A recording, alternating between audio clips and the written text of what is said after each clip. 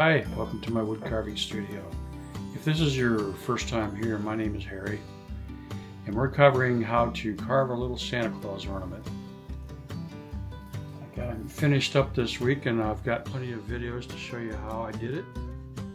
In fact, I took so many videos that I have to break it up into maybe 3 parts, but at the same time I can post them more than once a week. So we'll post one today, Saturday, the next one on Wednesday, and then the third one on Saturday. So let's get started. So I got a pretty good start with that power tool. I got a V chisel. Let me show you that. It's got a V tool on it. It's interchangeable. I can put different size gouges on it. It was one of those gouges that almost took my finger off and cleaned down to the bone with it.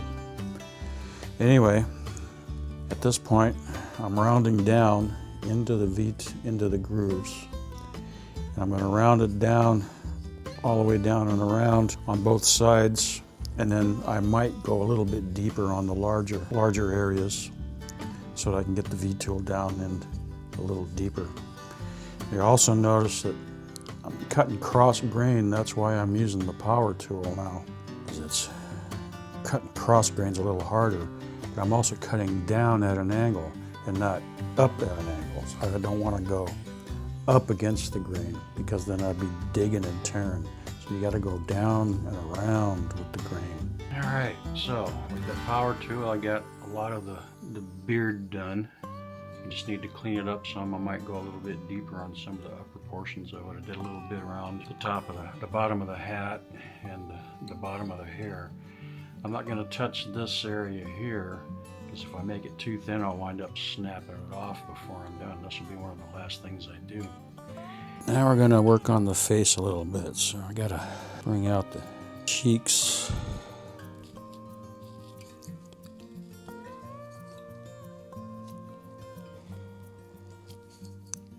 Every Santa's got to have some cheeks.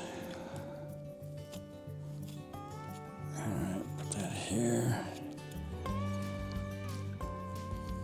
Let me get this side.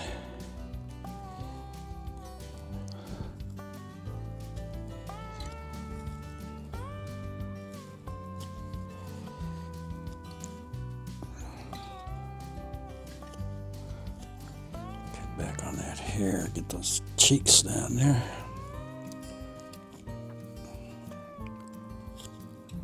See, slipping and sliding.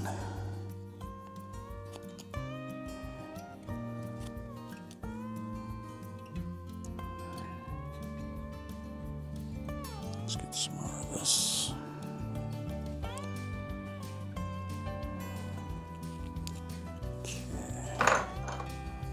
Moving this forehead back. Define that a little bit.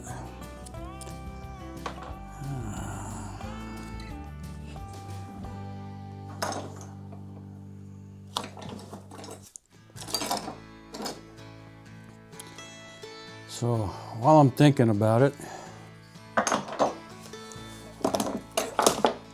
every one of my carvings starts off with a little drawing. I sketch out some ideas, and this guy right here is the one this carving is based on. And this one was supposed to be a standard, but I decided not to do that part down there because that gets pretty fragile down there. So I thought maybe just a tree ornament would be the best way to go with that. So that's another one of my. Here's one for a, this one goes with the, whatchamacallit. Oh, why can't I think today? The rolling pin.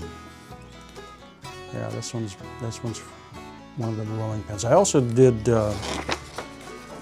some nutcrackers based on the traditional nutcrackers for the rolling pins. Those were pretty popular. All right, one thing, the eyes are in the middle of the head.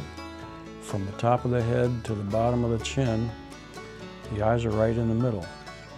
So that's a good point to reference when I start to carve this guy back in, because then I can place his cheeks and his beard and his mustache and such.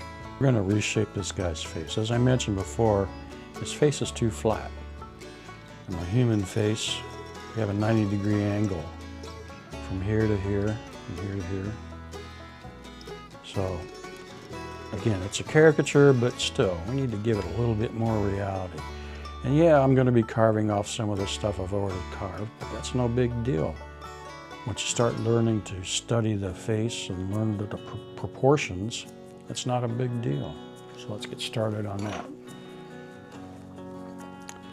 Just carve that guy down. Don't be afraid to carve it away. It's just wood. You can carve it, draw it back in there, and recarve the face. See? Taking away his cheeks there, but they're actually going to be set back further. So let's take a side and carve it down. Give this guy a little more angle to his face. It doesn't have to be perfect like a human's. Yeah, how many perfect people out there are in regards to their features? Okay.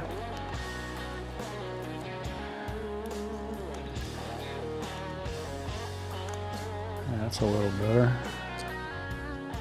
Let's see what that looks like.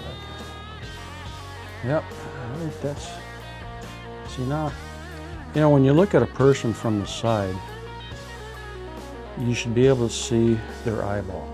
You should see the curve, the roundness of the eyeball. And that's kind of what we're going to achieve here. He still needs to be taken down a little bit. Let's do that. So, yeah, not too much though. I just take the mustache down a little bit, move the hair back a little bit. It's magic. See, it's these little things, little details that tend to make it look better. All right, I'm going to stop for a second and sketch him in. Well, actually, I'll go ahead and sketch him in on camera. So we got the eyes right here.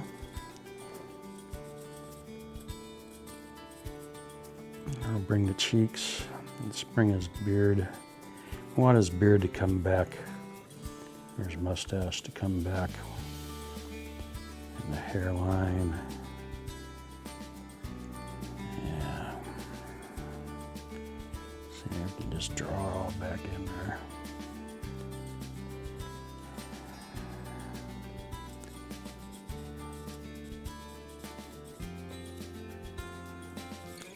See, this is where learning how to draw helps with your carving. Because once you start studying the features on the human face and the human body, then it's easy to sketch them back in. And again, it doesn't have to be perfect because we're going to be carving off these lines. We're just using them for general reference right now. Let's bring this mustache back because we need to show the side of the face a little bit more. The eyes come down. Yeah, I think that'll work. All right, so take the V tool. Start carving in these features.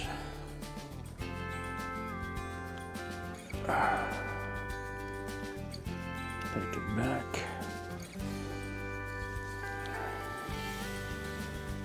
Take it back. Let's see if we're, yeah, it looks like we're pretty even on both sides here, so let's just keep going. It's another thing, you want one side to resemble the other, kind of in a mirror image. All right, let's take the other side of the nose.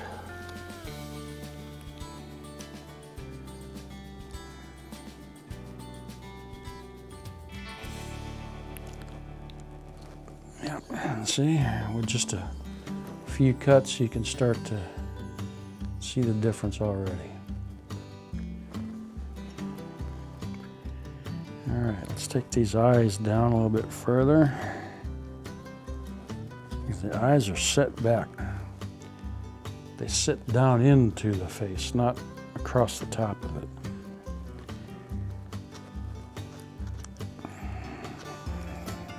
Yeah, that's better. I need to... They don't have to be real detailed. Just some simple little cuts to define the edges and stuff. Yeah, let's curve this up a little bit.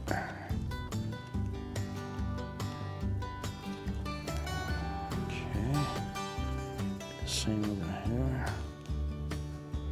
Find that cheek a little bit more. And starting to come out. Don't worry about the nose yet. That'll be one of the later things you work on because you want to get the basic shape of the cheeks and the placement of the eyes. So, all right, now these cheeks, they sit up too high right here, so they need to come down into the eye area. So let's work on that a little bit. Let's use this little straight gouge. Yep.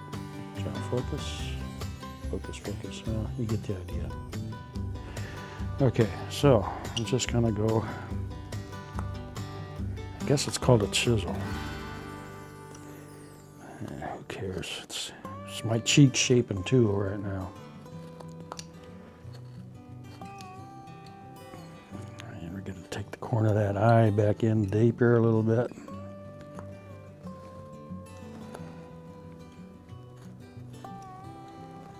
Shape this cheek down. So we want. Okay.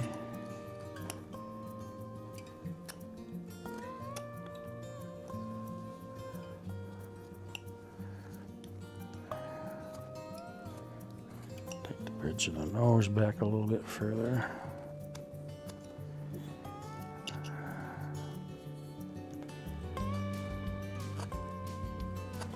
We want the bottom of the eyes to be fairly flat. This cheek is pretty high. Take it down a little bit. Doesn't have to be that high.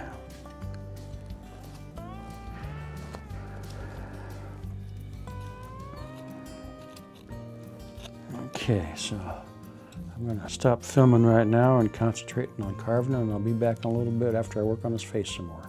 Okay, got a little bit more done on the face. I'm going to keep working on it and refining it, but I think I mentioned that I'm not really trying to produce an instructional video, and seems like that's what I've been doing. So I'm going to keep carving and tell you a little story about when I was a kid in LeClaire, Iowa. I had a paper route. I delivered the Sunday Des Moines Register. It was a big, thick, heavy newspaper back in those days because Sundays, they were full of coupons for shoppers. Lots of ads for stores. So it was extra heavy. Fortunately, I don't know if I had more than about 20, 30 customers, but those papers were so heavy. I'd try to put them on my bike, and my bike would constantly be off balance because the center of gravity was too high. And in the wintertime, when the ground was covered with snow, then I'd just pile them up on my sled and pull the sled behind me. Well, after a while, I got the bright idea of talking one of my sisters into helping me out by pulling the sled for me. I paid her a few bucks, I think. I don't remember. But anyway, she got frustrated with that and quit after a while. But one Sunday morning, I was down picking up my newspapers and rolling them up and sticking them in my bag. And there's a train, it was right in front of the drugstore. They called it Pilo's, owned by the Pilo family. And the papers would all be dropped off there by the distributors. So I was down there one morning picking up my newspapers, and the train tracks run right behind Pilo's drugstore. I heard a train coming, nothing unusual, and it was clipping along at its normal rate, and then I thought, wait a minute. It was moving along and then it just stopped. How can it just stop? So I walked down around the corner and it had derailed, and it covered the whole levee down to the river and up for a couple of blocks and wiped out whatever was down there. Not much at that time. The Buffalo Bill Museum and the Lone Star, dry docked Lone Star, are sitting down there in that area now where that train derailed. And it came close to wiping them out. A few years ago, there was another derailment, but it wasn't as big as the one back in the 60s when I was a kid. But I thought that was just the coolest thing. I got distracted by that and was exploring and got chased off and had to go deliver a few papers. And then I came back through and stopped for a while and watched the commotion, and then went back on the hill, finished my route. Everybody who I was delivering the paper to were all mad because I was late, but when I explained to them about the derailment, they forgot about their newspapers and they hopped in their cars and ran down. It was a small town, 1,700 people. There wasn't much excitement back then, so when something like that happens, the whole town turns out. Anyway, I'm gonna keep on carving here. Getting too distracted by my story. But as you can see, position that lights on. But see, his cheeks are starting to come back out. Getting some formation down here in his eyes. See, it's curved down deeper in the corner here, and it curves around to the side, so that when now it looks more like a human face. And I've shaped a little bit on the nose, but I'm not going to do too much work on that until I get some more done. I want to get those eyes a little more before I start actually carving in the eyes. I need to get the shape in there. So anyway, I'm going to take a break and come back later. So I've made a little progress on his face. He's got his little eyeballs carved in there. Probably won't do much more with those. I'll probably just paint the eyes in there now. You start getting down into that small stuff and you start chipping away at stuff, and you have to keep recarving and recarving them. That's not the purpose of this. It's just an ornament. It doesn't need to be a Michelangelo, David, or whoever carved David. So you can see his face is rounding out better. You can see the eyeballs from the side, which you can on humans too. I guess the next thing will be to cut that brow back a little bit so he doesn't look so angry, and then start shaping the nose. But for today, my hands have had enough. I think it's going to be all I'm going to do for today. Well, that's it for this video. I hope you got something out of it. Let me know in the comments what you thought about it. In the next video, we'll probably get into some more detailing, and then in the third video we'll do some painting. So that's it for now. Oh, and please like and subscribe. Help a grumpy old guy out. Now get off my lawn.